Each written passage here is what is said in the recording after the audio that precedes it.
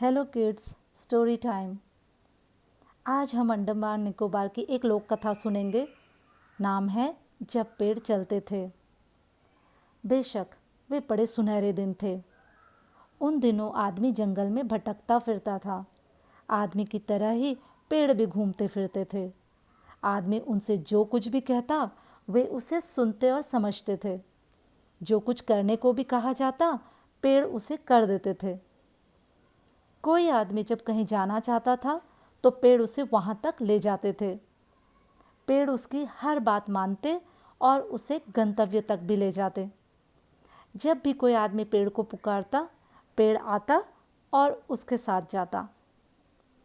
पेड़ उन दिनों चल सकते थे, बल्कि आदमी की तरह दौड़ भी सकते थे। असलियत में वे वो सारे काम कर सकते थे जो आदमी कर सकता था।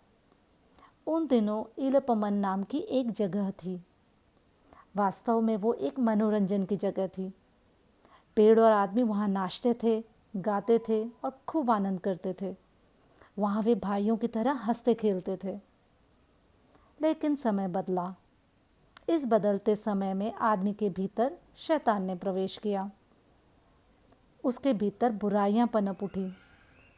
एक दिन कुछ लोगों ने पेड़ों पर लाद कर कुछ सामान ले जाना चाहा, परंतु उन पर उन्होंने इतना अधिक बोझ लाद दिया कि पेड़ मुश्किल से ही कदम बढ़ा पा रहे थे। वे बड़ी मुश्किल से डगमगाते हुए चल रहे थे। पेड़ों की उस हालत पे उन लोगों को कोई दया नहीं आई और ना ही उन्होंने कोई मदद की। वे उल्टे उनका मजाक उड़ाने लगे। पेड़ों को बहुत बुरा लगा। वे मनुष्य से ऐसे मित्रता विहीन रवैया से खिन्न हो उठे। वे सोचने लगे कि मनुष्य के हित की इतनी चिंता करने और ऐसी सेवा करने का नतीजा उन्हें इस अपमान के रूप में मिल रहा है। उसी दिन से पेड़ स्थिर हो गए। उन्होंने आदमी की तरह इधर उधर घूमना और दौड़ना बंद कर दिया। अब आदमी को अपनी गलती का एहसास हुआ। वह पेड़ के पास गए और उनसे पहले की तरह दोस्त बन जाने की प्रार्थना करने लगे। लेकिन पेड़ नहीं माने।